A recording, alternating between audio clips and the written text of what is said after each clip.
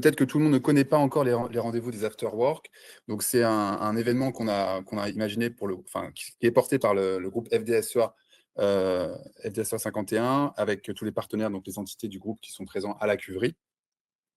L'idée est simple, hein, c'est de lever la tête du vignoble, décrypter ensemble un petit peu toutes les mutations de la filière de manière concrète avec des solutions. L'idée, c'est de faire intermédiaire donc, des experts. Ce soir, c'est un sujet central, vital pour les entreprises, puisqu'il s'agit de la partie commercialisation. Dans un contexte où le marché national montre des signes un petit peu de recul, l'export n'est pas seulement une opportunité de croissance, c'est aussi une nécessité stratégique pour l'équilibre de vos exploitations et leur pérennité. Voilà, vendre à l'international, ce n'est pas seulement expédier des cartons, c'est aussi une méthode, une stratégie et surtout une maîtrise rigoureuse de l'administratif. Donc, comment allouer vos forces commerciales, comment structurer vos plans d'action durables, quelles sont les nouvelles procédures douanières pour sécuriser vos procédures et éviter les mauvaises surprises. Nous allons répondre à toutes ces questions avec donc ce soir un plateau d'experts exceptionnels, donc Fabrice Mauge, consultant en stratégie export, qui nous apportera les méthodologies nécessaires pour identifier vos cibles, organiser vos conquêtes de nouveaux marchés mondiaux. Une intervention en ligne avec Jean-Charles Letellier, qui est consultant spécialiste du marché chinois. Il nous livrera ses clés pour investir dans vers l'empire du milieu, un marché au code unique, mais aux opportunités peut-être encore inexploitées. Et enfin, Renaud Girel et Thomas Droguet, le bien nommé, direction des régionales des douanes, qui feront le point sur les outils essentiels comme Gamma 2 ou Delta IE pour sécuriser vos expéditions.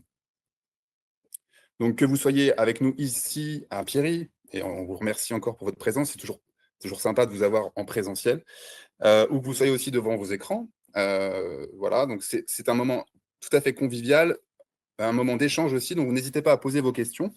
Et à la fin, donc, il y aura un petit cocktail. Vous pourrez continuer de poser vos questions aux intervenants. Et puis, voilà, c'est l'idée, un petit peu l'esprit de la cuverie. Donc, voilà, je laisse la parole tout de suite à Fabrice Mauge, qui va donc ouvrir cette conférence. Bonne soirée à tous. Et je partage la présentation. Est-ce que tout le monde m'entend? Juste vérifier.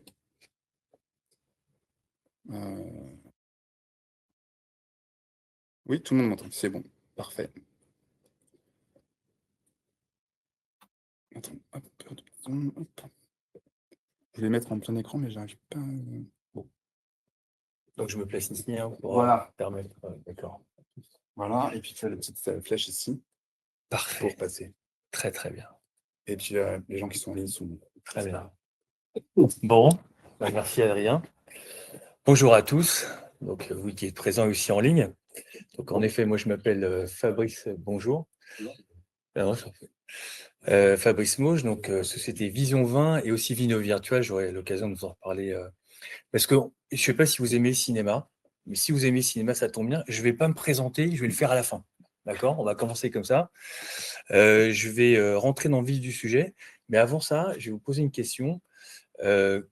Parmi la salle, qui se sentirait primo-exportateur, intermédiaire ou expérimenté? Vous voyez, ça serait intéressant pour que j'oriente un petit peu les choses. Donc, si vous voulez, donc primo, d'accord. Intermédiaire, expérimenté. D'accord, ok.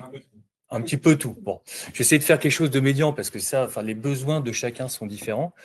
Donc, ce que je propose, c'est qu'on réserve aussi un temps pour les questions parce que vous avez peut-être des problématiques spécifiques et j'essaierai d'y répondre. Voilà. Là, on va attaquer dans le vif du sujet avec des éléments qui me sont importants de rappeler. C'est cette flèche-là, c'est bon. Donc, qu'est-ce que c'est le champagne à export? Champagne export, déjà, je vais vous dire c'est ça. On va dire, ben mince, je vais vous dire ça. D'accord, il y en a assez. Je vais vous dire ça, il y en a encore assez. Et donc, en fait, ça veut dire quoi le champagne à l'export? C'est quoi? C'est les marques de maison. Alors, je noircis un peu le trait, je suis provocateur, hein, bien sûr. Mais très souvent, quand vous demandez à un consommateur, où qu'il soit dans le monde, ils pensent à ces marques-là. C'est Champagne d'abord en un, deux, c'est les marques, et après, on a le reste. Donc, ça veut dire quoi? Ça veut dire que, et même pour certains, on voit que sur certains marchés, la notion de champagne est relative. On va dire, bah, c'est un vin effervescent, notamment dans la partie cocktail, etc., où en fait, bon, on ne sait pas trop distinguer entre justement des vins effervescents, autres, par rapport au champagne. Donc, vous voyez, il y a aussi d'autres alternatives qui poussent, hein. Bon, vous n'êtes pas sans savoir, évidemment, qu'on voit le Prosecco se développer encore très, très fort. Bon, c'est vrai que le spritz a beaucoup aidé, mais quand même, il n'y a pas que ça. Et le crément aussi, qui, en fait, maintenant se positionne. Alors, on ne peut pas dire que ce soit... C'est toujours la question, est-ce que les créments, les Prosecco sont des concurrents du champagne? Oui et non.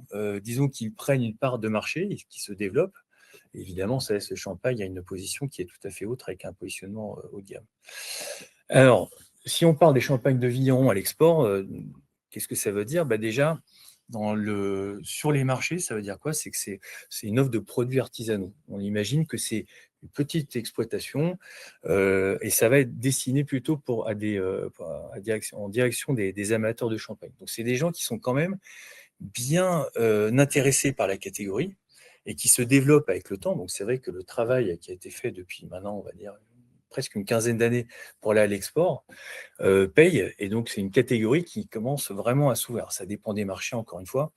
Mais si on revient sur ce que recherchent justement les consommateurs, quels qu'ils soient, à l'export, d'une manière générale, on va dire, parce qu'il faut parler avec beaucoup d'humilité, je vais vraiment vous dire ça aujourd'hui, c'est que on peut analyser les choses de différentes manières, mais en gros, ce qu'on va chercher, c'est une histoire, une authenticité, un produit qui est unique, voilà. Justement, qui se différencie des marques, et c'est ça qui va faire le plus. Donc, comment se positionner quand on n'a pas de marque? Eh ben, c'est la différenciation. Donc, la différenciation, j'y viendrai un petit peu plus tard, vous verrez. Mais ça, c'est vraiment l'arme unique et sur laquelle il faut miser dès lors qu'on est exportateur et qu'on est vigneron. C'est ce qui va permettre de se dire, bah, vous voyez, il y a des marques et moi, j'ai quelque chose qui est complètement autre. Et c'est ça qui va justement séduire à l'export. Donc, déjà, on va faire quelques rappels contextuels au niveau macroéconomique et aussi spécifiques au champagne, vous allez voir. Déjà, bon, évidemment, vous n'êtes pas sans savoir que c'est instable. J'essaie de représenter ça par un caillou là, qui est prêt à tomber, avec tout ce qu'on a. On l'entend à la radio, à la télévision, les droits de douane, etc., les conflits, etc., j'en passe. Et bien, malgré ça, moi, je trouve que ça, c'est très intéressant, c'est qu'en fait, ça ne va pas si mal. Et ça, il faut qu'on vraiment on le garde bien en tête. Et ça, c'est un des messages positifs, en tout cas, de ma présentation aujourd'hui. C'est quand vous regardez les prévisions du FMI, alors modulo le conflit au Proche-Orient, parce que c'est vrai que ça, c'est quand même un petit peu embêtant, notamment pour le trafic et le fret. Sinon, c'est avec un prix du baril qui augmente fortement, ça impacte directement les expéditions. Donc ça, c'est un peu embêtant. On va voir comment ça évolue. Mais quand vous voyez les projections de croissance, elles sont quand même vachement positives, enfin, avec tout ça. Alors, imaginez si on n'avait pas ça, ce que ça serait. Ça serait formidable. Et c'est pas fini, vous allez voir dans un instant. Donc là, je vous ai montré, c'est le monde, hein, donc c'est les prévisions, donc ils sont à 3,3, là, 3,3 de croissance. Tout ça, c'est soutenu notamment par l'IA, un peu partout, et ça aide bien. Donc il y a de nouveaux investissements. Et vous voyez que nous, en zone euro, bon, on est à 1,4, on n'est pas en récession. Donc ça, c'est quand même vachement positif. Alors, si on prend le contexte des expéditions de vin de champagne, je vais vous faire déjà vraiment un contexte vraiment macro, hein. C'est déjà sur 10 ans, quand vous regardez, vous savez bien, vous l'avez constaté, c'est que la consommation en fait, de vin de champagne en France se baisse. Bon, ça, on le sait, on voit bien, vous voyez, sur 10 ans, on perd 30% en volume. Mais quand vous regardez par contre l'export, c'est intéressant. Là, je fais un focus vraiment sur les champagnes de vigneron, parce que si on prend en global, bon, ça peut varier. Mais c'est extrêmement positif. Là, oui, ce sont les chiffres de l'an dernier. On voit entre le Covid 2020 et aujourd'hui, on fait 32% en plus de volume. C'est quand même super positif. Pareil sur les pays tiers. Alors, bon, là, il faut regarder ces statistiques avec parcimonie, enfin, avec prudence, parce que vous voyez que dans les pays tiers, on intègre maintenant le Royaume-Uni. Donc évidemment, ça décale beaucoup les choses. Néanmoins, si vous enlevez, ça représente à peu près 30 millions de bouteilles, vous voyez, on serait quand même en positif malgré ça. Donc ça, c'est quand même très, très bien. Aussi, en élément contextuel, ce qui est intéressant, c'est de voir ce que représente le marché. Les 10 premiers représentent 80% des expéditions. C'est vous dire que c'est extrêmement concentré. Ça veut dire que si, en fait, ces 10 marchés commencent à s'effondrer, on le sent directement sur les stats au global. Donc, je ne vais pas forcément entrer en détail, mais je trouve que c'est un chiffre très intéressant. Et quand vous regardez les 20 suivants, ils font moins de 20%. Et alors, c'est-à-dire les autres, c'est vraiment presque des miettes, oserais-je dire. Je noircis un petit peu le trait. Mais, donc, vraiment, ça augmente l'extrême concentration. Ce qui est intéressant, c'est qu'il n'y a pas, vous le savez, il n'y a pas de marché uniforme. Enfin, l'export, ce n'est pas tout pareil. Ce n'est pas comme ça. Il y a des variations. Et là, je voulais vous montrer ça. Vous voyez qu'il y en a qui sont plutôt BSA, d'autres qui sont plutôt sur des produits premium. Donc, dans les premiums, on a Japon. Japon, vous voyez qu'il fait 88%. Non, pardon, ça, je me trompe, excusez-moi. Où est-il le Japon? Japon, vous voyez, c'est 42% simplement le BSA. Donc, ça vous montre, à l'opposé, vous prenez la Belgique, 88%. Alors, attention aussi, et là, je dis ça sous le contrôle des douanes, c'est les statistiques avec la Belgique. Il y a beaucoup d'achats qui se font de manière transfrontalière, qui ne passent pas dans les statistiques. Donc, mais ceci dit, vous prenez l'Australie, c'est le cas, etc. Donc, en fait, chaque marché est différent et va avoir une appétence pour un type de produit ou pas. Donc, c'est intéressant de le savoir en amont. Ça permet de se préparer et voir quel type d'offre on peut mettre en avant. On voit depuis des années aussi qu'il y a une premiumisation. Vous voyez aussi probablement peut-être à la propriété, avec une demande de plus en plus marquée pour des vins, des champagnes, on va dire, plus haut de gamme. Et on voit que la part des BSA et des rosés baisse sur 10 ans, en fait. Alors, météo des marchés. Allons-y. Où en est-on? Alors, je vais revenir. Vous savez, je vous parlais du FMI tout à l'heure avec sa prévision de croissance. Là, je vous montre ce chiffre qui est quand même très, très positif. Quand vous voyez le contexte que nous avons, dans lequel nous sommes depuis 1 an, 2 ans, avec le retournement après ce post-Covid qui a été très favorable et qui a valorisé beaucoup les champagnes, il y a forcément une inflexion. Mais malgré ça, vous voyez, malgré tout ça, on voit que sur le top 10, qui fait 80% en fait des expéditions, en volume, 8 sur 10 sont en hausse. C'est quand même formidable. Et oui, en valeur, 7 sur 10 sont en hausse. Donc ça, c'est quand même très positif. Très, très positif. Ça veut dire qu'il y a, malgré ça, on arrive, la Champagne résiste. Elle résiste vraiment très, très bien. Donc, vous voyez, alors là, je vais vous montrer deux types de chiffres, ceux de la FEVS, qui vous montrent qu'on est même en croissance en volume. On baisse en valeur, en revanche, disons que, on va le voir, c'est les États-Unis qui aussi pèsent très fort dans l'équipe, puisque ce sont les premiers. C'est le premier marché de la Champagne. Avec les droits de douane, forcément, ça a impacté, c'est évident. Donc, la valeur s'en retrouve amoindrie. Mais néanmoins, c'est intéressant. Voilà. Là, je passe les tasses, ça c'est pour vous, pour le PowerPoint, si vous voulez voir les chiffres dans le détail. Vous voyez, si on prend le cas simplement des États-Unis, on est en volume, on est à moins 3,4. C'est pas si mal. C'est pas si mal. Enfin, je minimise les choses, vous voyez. On n'est pas dans une dégringolade où on voit quasiment du moins 30% aux Émirats Arabes Unis. On n'est pas dans ces chiffres-là, donc c'est pas catastrophique. Et on voit, par contre, que la valeur baisse, évidemment. Quand on a des hausses de droits de douane importantes, on va faire des ajustements au niveau des prix. Donc ça, c'est évident. Ça, c'est selon les chiffres du BIVC. Donc, j'ai essayé de faire des petits bricolages pour essayer de vous les montrer. En gros, évidemment, tout est relatif. On va dire, il y a du négatif, certes, mais c'est quand même pas si mal. Et si on regarde au global, donc on fait moins 2,1 en global sur l'ensemble de l'appellation. Et par contre, on constate qu'en effet, au niveau des pays tiers, c'est un petit peu plus marqué. Évidemment, le champagne sur les États-Unis, ça a un impact qui est fort. Donc, moi, ce que je commencerai par dire, c'est, vu contexte, quelle attitude adopter, vu tout ça? On est Alors, vous voyez, avant, on pouvait faire du prédictif. On pouvait dire, allez, à 5 ans, on peut imaginer ça. Alors, il y a Dame Nature, on fait attention au rendement, etc. Mais on pouvait prévoir les marchés, c'était simple. Quand vous voyez la période dans laquelle nous sommes, c'est extrêmement nébuleux, en fait. Comment peut-on prévoir demain? C'est impossible. Alors, quand on ne sait pas, bah, on avance quand même. Et la preuve, on voit bien qu'en avançant, ça fonctionne. Donc, ce que je dirais, première chose, c'est être agile. Ça, c'est première chose, donc c'est-à-dire être souple. Et les schémas qu'on a de pensée, qui sont extrêmement structurés, en silo, etc., ça, faut raisonner autrement. C'est plus possible. Deuxièmement, c'est être combatif. Je vais vous donner l'exemple aussi d'un de vos confrères avec qui je discutais il n'y a pas longtemps. Et il disait, bah, c'est très très bien, mais alors moi, j'investis beaucoup dans le commercial parce que, en fait, pour avoir l'équivalent de ce que j'avais avant, il faut que je fasse 3 fois plus d'actions. Parce que les marchés sont certes en progression, ou tout au moins on s'en sort, mais les marchés ont tendance plutôt à être atones, à être attentistes. Donc pour rentrer, il faut en fait faire davantage d'actions commerciales pour y aller. Donc ça, c'est un petit peu ce qu'on constate. Et troisièmement, donc je parlais d'ouverture, mais c'est être un peu opportuniste, c'est qu'il ne faut pas avoir peur. C'est qu'il faut être, encore une fois, agile. Ça rejoint un petit peu tout ça. C'est quelquefois des mots qui ne sont pas forcément très positifs. Là, dans ce cas-là, je pense qu'il l'est. Et c'est vraiment quelque chose à voir. Alors, quel marché investir? Alors, évidemment, ça va être la question.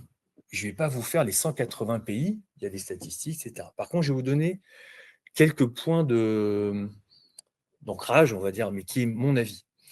Déjà sur l'UE, on a vu les chiffres, ils ne sont pas si mauvais que ça, pour nous. Hein. Mais surtout, ce qui est intéressant, c'est que le rapport investissement et retour sur investissement est quand même pas mauvais. Dans un contexte où on voit que, comme j'expliquais, avec la guerre au Proche-Orient, les nouvelles tendances qu'on voit sur le grand export, aller au grand export, ça coûte cher. Alors, c'est super, hein. Il y a des opportunités, la preuve, on voit des croissances et une demande. Mais dans mon cas, en tout cas, c'est mon avis, hein, donc je ne détiens pas la vérité, mais moi, je serais plus sélectif sur le grand export.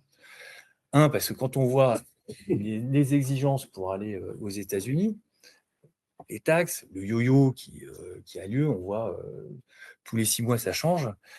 Quand on voit certains marchés qui, sur le plan économique, ont tendance à un petit peu à patiner, alors je crois qu'il y a un intervenant qui parlera de la Chine, ça serait intéressant, mais ce qu'on constate en tout cas dans les vins, c'est que ça patine apparemment pas mal. Voilà. Alors sur le champagne, c'est un petit peu différent parce que c'est une catégorie qui ne peut que progresser, on va dire. Mais moi, je serais un peu plus sélectif, c'est-à-dire chercher des niches. Alors, vous allez me dire, pour qui, en fait, qui se dessine ce genre de choses? Je pense que c'est plutôt pour ceux qui sont expérimentés, ceux qui ont déjà un courant d'affaires, qui veulent se diversifier et aller chercher des marchés où, en fait, on ne va pas forcément. Là, par exemple, vous voyez, je vais aller prospecter le marché turc. On va dire, mais c'est complètement fou. Ben oui, mais on fait un pas de côté parce que c'est là où on peut aller voir des choses. Alors, certes, on va faire deux, trois palettes. Oui, enfin bon, on diversifie. Et là, ça peut être des choses intéressantes, si tant est que la Turquie est en grand export. Mais bon, bref, ça, c'est un autre sujet.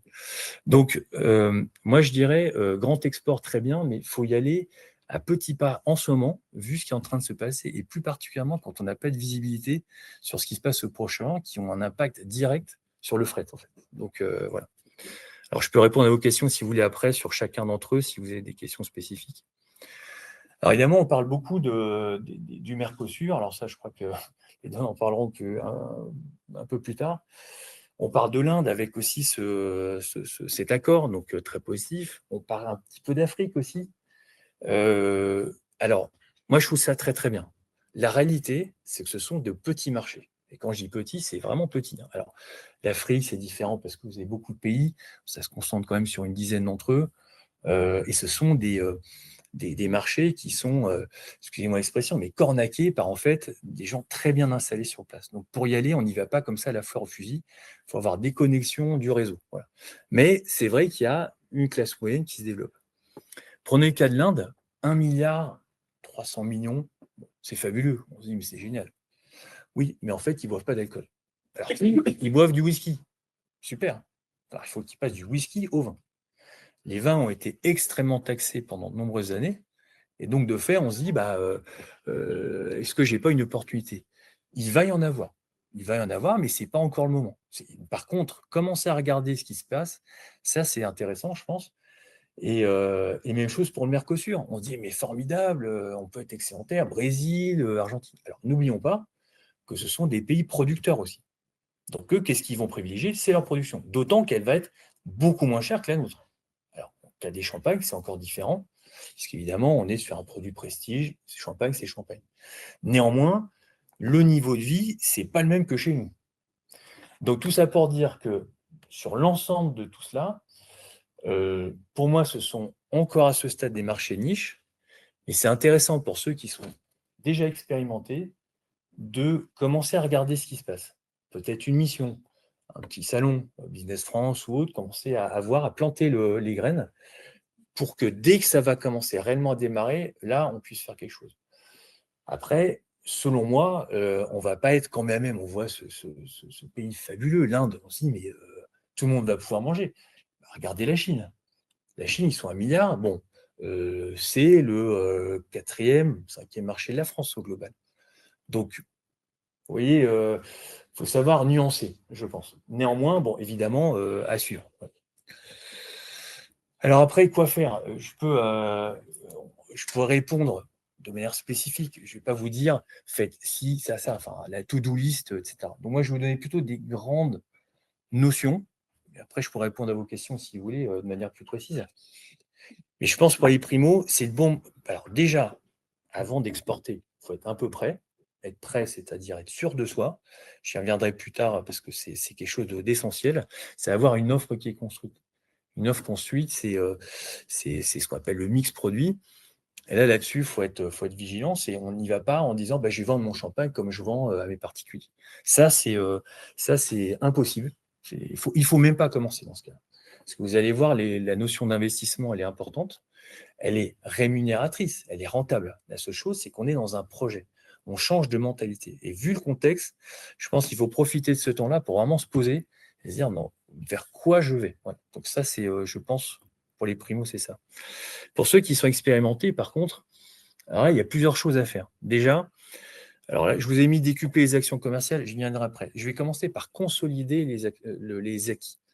Parce que ce qu'on a acquis par le passé, avec son investissement en temps, son investissement aussi en financier, c'est très très riche. Et c'est très facile de se dire, je vais appeler mon importateur, je vais voir ce dont il a besoin, je vais aller sur place l'aider à vendre mon champagne. Alors évidemment, ce sont des coûts, mais par contre, il est acquis déjà le client.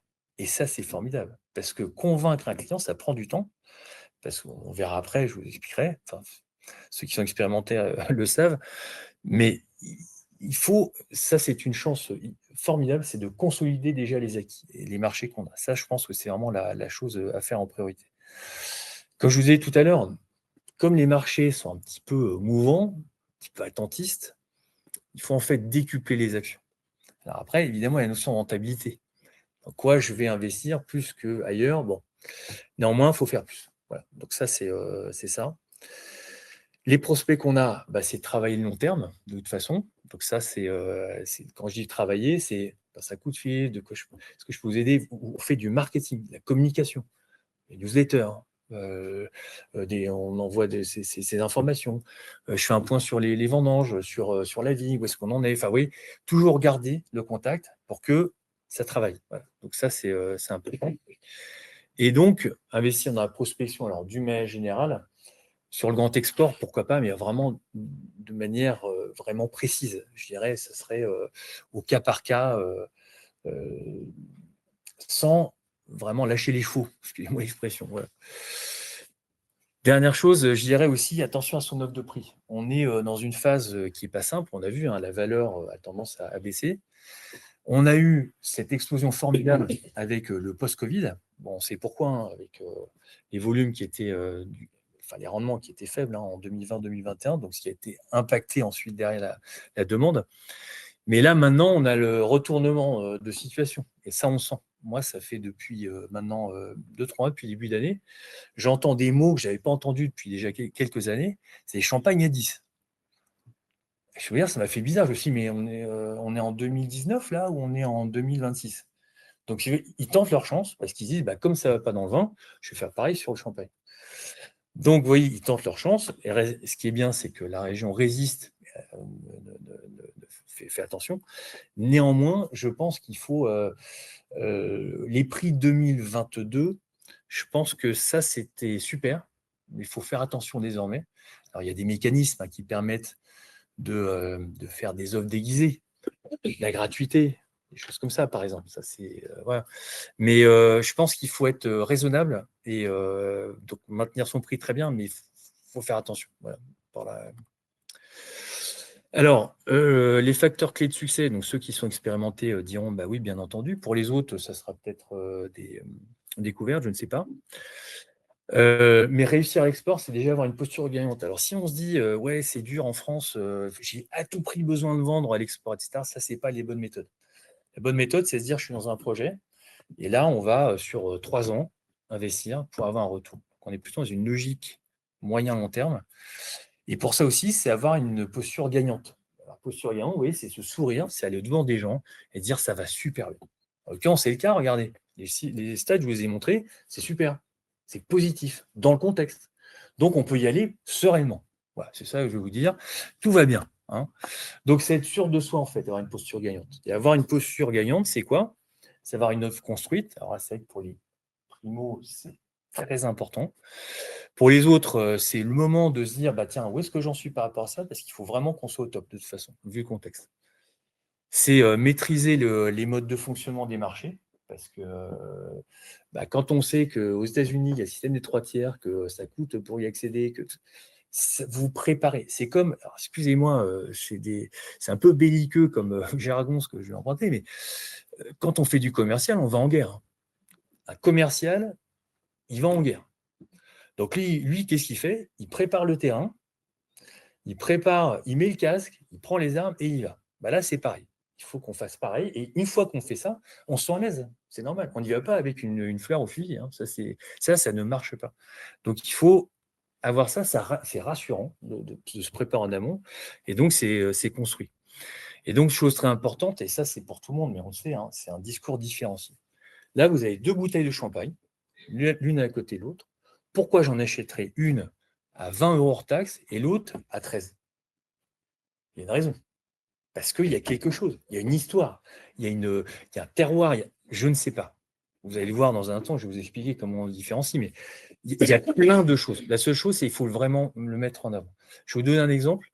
C'était une cliente que j'avais là sur la Côte des Bars, et puis donc je fais un diagnostic et tout ça, et puis je trouve pas l'axe. Je me dis tiens, puis je lui dis vous pouvez montrer le terroir. Elle me dit ouais.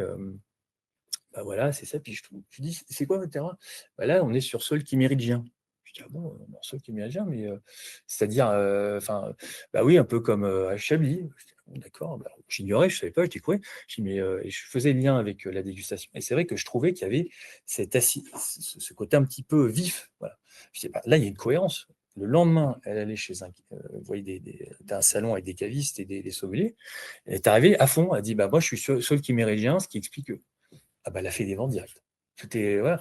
Si vous voulez, c'est ça. La différenciation, c'est fait de dire j'ai une histoire, j'ai quelque chose à raconter qui va faire qu'en face, ça veut dire quelque chose. Alors bon, je simplifie un peu les choses, mais en gros, c'est pour illustrer ce que je vais vous dire. Et aussi, chose très importante, c'est la réponse aux objections.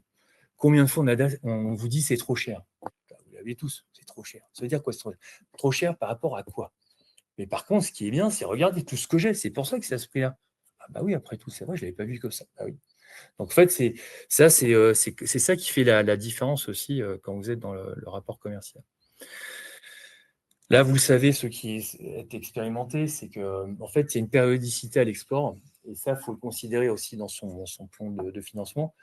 C'est que on part pas avec sa valise et on fait une vente directe. Si, c'est possible, bien sûr, mais il y a une saisonnalité, et notamment la saisonnalité pour l'export, c'est fin janvier, début février, on va dire, jusqu'à juin. Voilà. Alors sur les champagnes, on est plutôt sur avril-juin, on va dire, puisqu'en fait, les acheteurs vont commencer par s'occuper des vins tranquilles, et ils passent ensuite sur les champagnes après. Donc, c'est cette lucarne.